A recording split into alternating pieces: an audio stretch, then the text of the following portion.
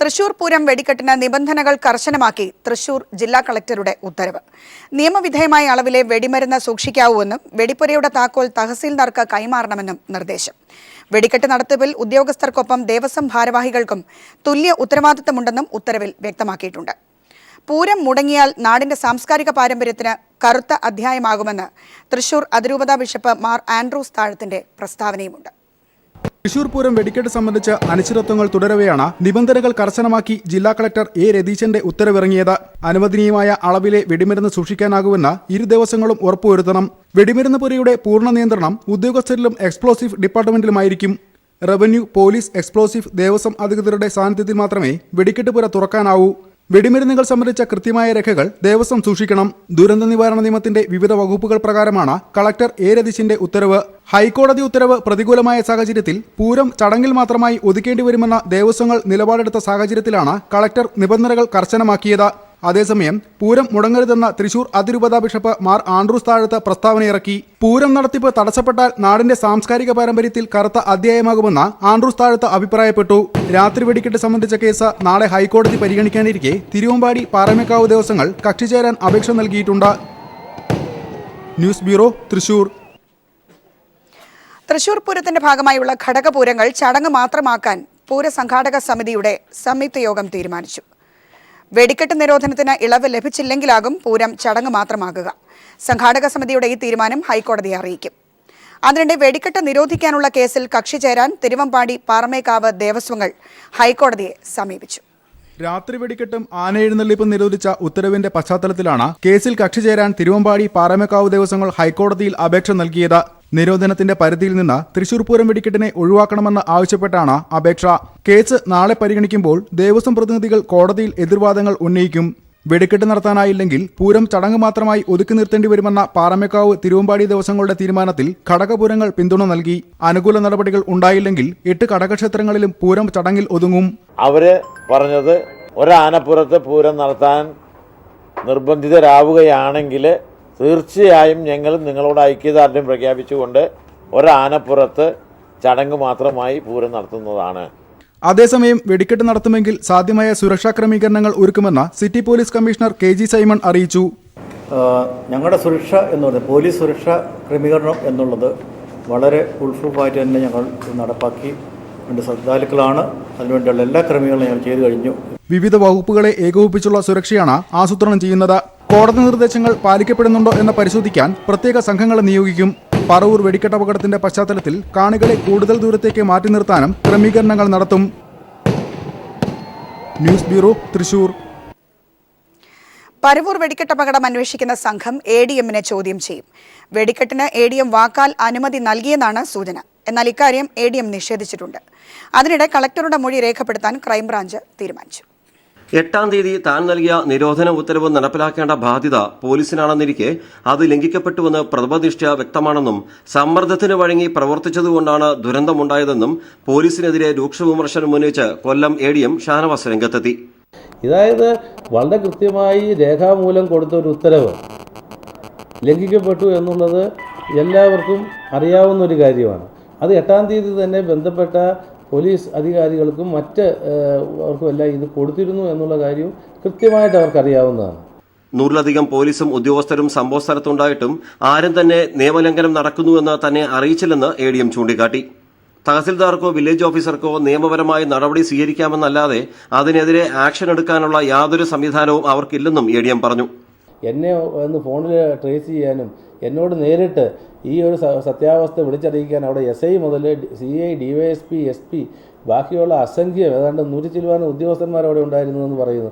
ഇവരിൽ ആരെങ്കിലും ഒരാൾ എന്നെ ഒന്ന് ഫോൺ ചെയ്ത് ചോദിക്കുകയാണെങ്കിൽ സത്യാവസ്ഥ അറിയാവുന്ന ഒരു സാഹചര്യത്തിൽ ഏതെങ്കിലും ഒരാൾ പറയുന്നതിൻ്റെ ഫോൺ റെക്കോർഡുകളോ അല്ലെങ്കിൽ ഞാൻ ഇങ്ങനെ സംസാരിച്ചിരുന്നു എന്നുള്ളൊരു തെളിവെടുക്കേണ്ട കാര്യം എന്താണ്? അതേസമയം പരവൂർ വെടിക്കെട്ട് ദുരന്തത്തിന്റെ FIRന്റെ പകർപ്പ് പീപ്പിൾ TVക്ക് ലഭിച്ചു. മത്സരക്കമ്പമാണ് നടന്നതെന്നും കൂടുതൽ സ്ഫോടക വസ്തുക്കൾ എത്തിച്ചതിനെ ചോദ്യം ചെയ്തപ്പോൾ അത് വകവയ്ക്കാതെ അമ്പല കമ്മിറ്റി ഭാരവാഹികളായ 1, 2, 3 പ്രതികൾ 5, 6 പ്രതികളായ കരാറുകാരെ കൊണ്ട് മത്സരക്കമ്പത്തിന് തിരികൊളുത്തിച്ചുവെന്ന് FIRൽ പോലീസ് ആരോപിക്കുന്നു. മാത്രമല്ല പ്രതികൾ മത്സരക്കമ്പത്തിന് ഉത്സാഹത്തോടെ പ്രവർത്തിച്ചുവെന്നും FIRൽ കുറ്റപ്പെടുത്തുന്നു.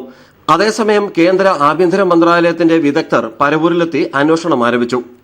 രാജ്കുമാർ, ന്യൂസ് ബ്യൂറോ, കൊല്ലം. വാർത്തകൾ തുടരുന്നു. കൊല്ലം ജില്ലാ കളക്ടർ എ ഷൈനമോൾക്ക് മന്ത്രിസഭാ യോഗത്തിൽ രൂക്ഷ വിമർശനം. കളക്ടറുടെ പരസ്യ പ്രസ്താവന ഉചിതമായില്ലെന്ന വിലയിരുത്തലിലാണ് മന്ത്രിസഭാ യോഗത്തിലുണ്ടായത്. അപകടത്തിന്റെ ഉത്തരവാദി പോലീസെന്ന് കളക്ടർ റിപ്പോർട്ട് നൽകിയിരുന്നു. പരവൂർ പുറ്റിങ്ങൽ വെടിക്കെട്ടിന് അനുമതി നിഷേധിച്ച കളക്ടറുടെ ഉത്തരവ് നടപ്പാക്കാൻ പോലീസ് തയ്യാറായിരുന്നുവെങ്കിൽ ദുരന്തം ഒഴിവാക്കാമായിരുന്നു. ദുരന്തത്തിന് വഴിവെച്ചത് പോലീസിന്റെ അലംഭാവവും വീഴ്ചയുമാണ്. പോലീസിന്റെ ഒത്താശയോടെയാണ് മത്സര വെടിക്കെട്ട് നടന്നത്. എന്നീ കാര്യങ്ങൾ വിശദമാക്കിയാണ് കൊല്ലം ജില്ലാ കളക്ടർ ഷൈനമോൾ നേരത്തെ മാധ്യമങ്ങളിലൂടെ രംഗത്തെത്തിയത്. പക്ഷേ കളക്ടറുടെ ഈ പരസ്യ പ്രസ്താവനയ്ക്കെതിരെ മന്ത്രിസഭായോഗം കളക്ടറെ രൂക്ഷമായി വിമർശിക്കുകയായിരുന്നു. കളക്ടർ കൃത്യനിർവഹണത്തിൽ വീഴ്ച വരുത്തി. ജുഡീഷ്യൽ അധികാരം പോലും ഉപയോഗിക്കാതെ കളക്ടർ പോലീസിന്റെ മേൽ കുതിര കയറുന്നത് ശരിയല്ലെന്നും മന്ത്രിസഭായോഗത്തിൽ പ്രതികരണമുണ്ടായി. കളക്ടർ പരസ്യ പ്രസ്താവന നടത്തിയത് ഉചിതമായില്ല. ദുരന്തത്തിൽ ദുരിതാശ്വാസ പ്രവർത്തനങ്ങളുമായി സർക്കാർ മുന്നോട്ടു പോകുമ്പോൾ സർക്കാരിനെ കരിവാരി തേക്കാനാണ് കളക്ടർ ശ്രമിക്കുന്നതെന്നും റവന്യൂ മന്ത്രിയും മന്ത്രി ഷിബു ബേബി ജോണും മന്ത്രിസഭായോഗത്തിൽ ചൂണ്ടിക്കാട്ടി. എന്നാൽ ദുരന്തത്തിൽ പോലീസിന്റെ വീഴ്ച വിശദമാക്കുന്ന കളക്ടറുടെ റിപ്പോർട്ടും മന്ത്രിസഭായോഗം ചർച്ചയ്ക്കെടുക്കാതെ ഒഴിവാക്കി. ഇക്കാര്യം മുഖ്യമന്ത്രി തന്നെ സ്ഥിരീകരിക്കുകയും ചെയ്തു. കളക്ടറുടെ റിപ്പോർട്ട് മന്ത്രിസഭായോഗത്തിൽ ചർച്ചയ്ക്ക് വന്നിരുന്നു. അല്ല, ഇന്നിപ്പം നമ്മൾ മുഖ്യമായി ചർച്ച ചെയ്തിട്ടുള്ളത് ഈ വക കാര്യങ്ങളെക്കുറിച്ചാണ്. ഇന്നലത്തെ റിവ്യൂ മീറ്റിംഗിൽ വന്നിട്ടുള്ള കാര്യങ്ങളെല്ലാം ഇന്ന് ചർച്ച ചെയ്ത് തീരുമാനം എടുത്തു. അതേസമയം സർക്കാരിന്റെ ഗുരുതര വീഴ്ച മറച്ചുവെക്കാൻ കളക്ടർ ഉത്തരവാദിത്വം നിറവേറ്റിയില്ല, നടപടി സ്വീകരിച്ചിട്ടില്ല എന്നീ കാര്യങ്ങൾ ഉയർത്തി പോലീസിനെതിരെ വിമർശനം ഉന്നയിച്ച കളക്ടറോടുള്ള വൈരാഗ്യം തീർക്കാനാണ് സർക്കാർ നീക്കം നടത്തുന്നതെന്നത് ഇതോടെ വ്യക്തമാവുകയാണ്. Sunil Arimanoor, news bureau, Thiruvananthapuram. പരവൂർ ദുരന്തത്തിൽ കാണാതായവരുടെയും തിരിച്ചറിയാനാകാത്ത മൃതദേഹങ്ങളുടെയും DNA പരിശോധനയ്ക്കുള്ള നടപടികൾ ആരംഭിച്ചു. കൊല്ലം ജില്ലാ ആശുപത്രിയിലാണ് DNA സാമ്പിളുകൾ ശേഖരിക്കുന്നത്. തിരുവനന്തപുരം രാജീവ് ഗാന്ധി ഇൻസ്റ്റിറ്റ്യൂട്ടിലാണ് പരിശോധന നടക്കുക. കൊല്ലം ജില്ലാ ആശുപത്രി മോർച്ചറിയിൽ തിരിച്ചറിയാനാകാത്ത വിധം 9 മൃതദേഹങ്ങളും 11 ശരീരഭാഗങ്ങളുമാണ് ഉള്ളത്. ഇവയുടെയെല്ലാം DNA സാമ്പിളുകൾ ശേഖരിച്ചു കഴിഞ്ഞു. വെടിക്കെട്ടുണ്ടായ ശേഷം കാണാതായവരുടെ വിവരങ്ങൾ ശേഖരിച്ച് ഇവരുടെ DNA സാമ്പിളുകൾ ശേഖരിക്കും. ഇതിന് ജില്ലാ ആശുപത്രിയിൽ തന്നെ കൗണ്ടറുകൾ തുറന്നിട്ടുണ്ട്. തുടർന്ന് തിരുവനന്തപുരം രാജീവ് ഗാന്ധി ഇൻസ്റ്റിറ്റ്യൂട്ടിലാണ് DNA പരിശോധന നടക്കുക.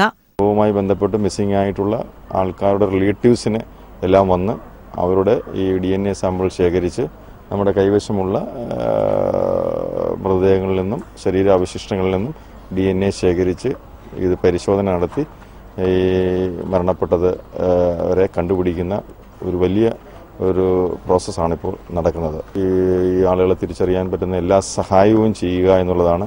കഴിഞ്ഞ ദിവസം കൊല്ലത്ത് 7 പേരുടെ DNA സാമ്പിളുകളാണ് ശേഖരിച്ചത്. 16 പേരെയാണ് കാണാതായതായി പരാതിയുള്ളത്. സാമ്പിളുകൾ ചേർന്നാൽ മൃതദേഹം ബന്ധുക്കൾക്ക് വിട്ടുനൽകും. ന്യൂസ് ബ്യൂറോ, കൊല്ലം. പരവൂർ ദുരന്തത്തിന്റെ ഉത്തരവാദി സർക്കാരാണെന്ന് CPM പോളിറ്റ് ബ്യൂറോ അംഗം പിണറായി വിജയൻ. അപകടത്തിന്റെ ഉത്തരവാദിത്തം സർക്കാർ ഏറ്റെടുക്കണമെന്നും വെടിക്കെട്ട് തടയാൻ ഉത്തരവിട്ടവരെ നിശബ്ദരാക്കിയതിന്റെ ഫലമാണ് അപകടമെന്നും പിണറായി വിജയൻ പറഞ്ഞു. ഹൈക്കോടതിയുടെ വിമർശനം സർക്കാരിനെതിരെയാണ് വലിയ തോതിൽ ഉയർന്നിട്ടുള്ളത്. അവിടെ നടന്ന കാര്യങ്ങളാകെ പരിശോധിച്ചാൽ സർക്കാരാണ് പലരെയും നിശബ്ദമാക്കിയത് എന്ന് കാണാൻ പറ്റും. അപ്പോൾ ഉത്തരവാദിത്വം സർക്കാർ തന്നെയാണ് ഏറ്റെടുക്കേണ്ടത്. സർക്കാരിൻ്റെ ഇടപെടലിലൂടെ നേരത്തെ ഇത് തടഞ്ഞവരെ അടക്കം നിശബ്ദമാക്കിയതിൻ്റെ ഭാഗമായി സംഭവിച്ചതാണ്. അതുകൊണ്ടാണ് സർക്കാരാണ് ഉത്തരവാദി എന്ന് പറയുന്നത്. സമ്പൂർണ്ണ വെടിക്കെട്ട് നിരോധനം ഏർപ്പെടുത്തണമെന്ന് DGP TP സെൻകുമാർ. പോലീസിന്റെ ഈ നിലപാട് DGP അഡ്വക്കേറ്റ് ജനറലിനെ അറിയിച്ചു. ഹൈക്കോടതിയിൽ സത്യവാങ്മൂലം നൽകുന്നതിന്റെ മുന്നോടിയായാണ് AG നിലപാട് അറിയിച്ചത്. വെടിക്കെട്ടുകൾ പൂർണ്ണമായി നിരോധിക്കുക മാത്രമാണ് ഇത്തരം ദുരന്തങ്ങൾ ആവർത്തിക്കാതിരിക്കാനുള്ള നടപടിയെന്ന് DGP വ്യക്തമാക്കി. വെടിക്കെട്ടിന് അനധികൃത വസ്തുക്കൾ ഉണ്ടോ എന്ന് പരിശോധിക്കാൻ പോലീസിന് പരിമിതിയുണ്ടെന്നും DGP വ്യക്തമാക്കി. തിരികെ വാർത്തകളിലേക്ക്. ഭരണം സാധാരണക്കാർക്ക് ഗുണകരമായ രീതിയിൽ അനുഭവിക്കാനാകണമെന്നതാണ് ഇടതുപക്ഷത്തിന്റെ നയമെന്ന് പിണറായി വിജയൻ.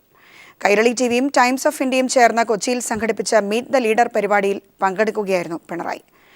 കൈരളി TV MD ജോൺ ബ്രിട്ടാസ് മോഡറേറ്ററായിരുന്നു. വികസനം, അഴിമതി തുടങ്ങി മദ്യനയം വരെ സമസ്ത വിഷയങ്ങളും പരിപാടിയിൽ ചർച്ച ചെയ്യപ്പെട്ടു. നിയമസഭാ തെരഞ്ഞെടുപ്പിന്റെ പശ്ചാത്തലത്തിലാണ് പ്രമുഖ നേതാക്കളെ ഉൾപ്പെടുത്തി മാനിഫെസ്റ്റോയി എന്ന പരിപാടി സംഘടിപ്പിച്ചത്.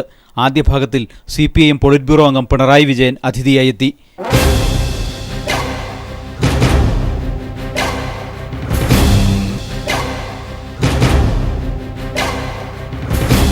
പ്രമുഖരുടെ ഒരു നിര തന്നെ പിണറായിയുമായി സംവദിക്കാൻ കൊച്ചിൻ ചേംബർ ഓഫ് കൊമേഴ്സ് ഹാളിൽ എത്തിയിരുന്നു. വികസനം, അഴിമതി തുടങ്ങി മദ്യനയം വരെ ചർച്ചയായി. വികസിത കേരളം കെട്ടിപ്പടുക്കുന്നത് സംബന്ധിച്ച് സുവ്യക്തമായ നിലപാടാണ് പിണറായി പങ്കുവച്ചത്. ഒരു IT സ്ഥാപനം ഒരിടത്ത് ആരംഭിക്കുന്നു വിചാരിക്കുക. അങ്ങനെ ആരംഭിക്കണമെങ്കിൽ അതിനാവശ്യമായ മറ്റ് സൗകര്യങ്ങൾ വികസിക്കണം. അതില്ലെങ്കിൽ വെറുതെ കമ്പനി വരണമെന്ന് വിചാരിച്ചാൽ കമ്പനി വരില്ല. പുതിയൊരു കോറിഡോറിനെ കുറിച്ചൊരു ചർച്ചയുണ്ടായിരുന്നു. അത് ഒരുപക്ഷെ ഇവർക്ക് തിരുവനന്തപുരത്ത് നിന്ന് കാസർഗോഡേക്കുള്ളൊരു കോറിഡോർ. അതെ, അതുപോലെ LDFന്റെ മാനിഫെസ്റ്റോ വരുമ്പോൾ കുറേ കൂടി വ്യക്തത വരും അത്തരം കാര്യങ്ങളിൽ. വികസനത്തോടൊപ്പം ജനക്ഷേമവും മുഖ്യ കടമയാണെന്ന് പിണറായി പറഞ്ഞു. കൈരളി TV MD ജോൺ ബ്രിട്ടാസ് മോഡറേറ്ററായിരുന്നു. ദുർബലരായ വിഭാഗങ്ങൾക്ക് അവരെ ടാർഗറ്റ് ചെയ്യുന്നതിനുള്ള അതിനുള്ളൊരു എംഫസൈസ് അത് LDF എപ്പോഴും അതിനാണ് മുൻഗണന കൊടുക്കുക. ഇതേവരെ അങ്ങനെ മുൻഗണന കൊടുത്തിട്ടുണ്ട്. ഈ ഇന്നത്തെ അവസ്ഥയിൽ കൂടുതൽ ദുർബലരായി പോയിട്ടുണ്ട്. അതുകൊണ്ട് കൂടുതൽ പ്രാധാന്യത്തോടെ തന്നെ ആ വിഭാഗത്തെ പുനരുദ്ധരിക്കാനുള്ള നടപടികൾ LDF സ്വീകരിക്കുക തന്നെ ചെയ്യും. മുഖ്യമന്ത്രി ഉമ്മൻചാണ്ടി, പ്രതിപക്ഷ നേതാവ് VS അച്യുതാനന്ദൻ, BJP സംസ്ഥാന അധ്യക്ഷൻ കുമ്മനം രാജശേഖരൻ തുടങ്ങിയവരും വരും ദിവസങ്ങളിൽ മീറ്റ് ദ ലീഡർ പരിപാടിയിൽ പങ്കെടുക്കും. News bureau, Kochi. തിരികെ വാർത്തകളിലേക്ക്. മ്യാൻമറിൽ ഭൂചലനം റിക്ടർ സ്കെയിലിൽ 7.1 രേഖപ്പെടുത്തി. വിവരങ്ങൾ സന്തോഷ് നൽകുന്നു. സന്തോഷ്, വളരെ ശക്തമായ ഒരു ഭൂചലനം ഉണ്ടായതായാണ് റിപ്പോർട്ടുകൾ സൂചിപ്പിക്കുന്നത്. ആളപായമോ നാശനഷ്ടങ്ങളോ എന്തെങ്കിലും റിപ്പോർട്ട് ചെയ്യപ്പെട്ടിട്ടുണ്ടോ? വിവരങ്ങൾ.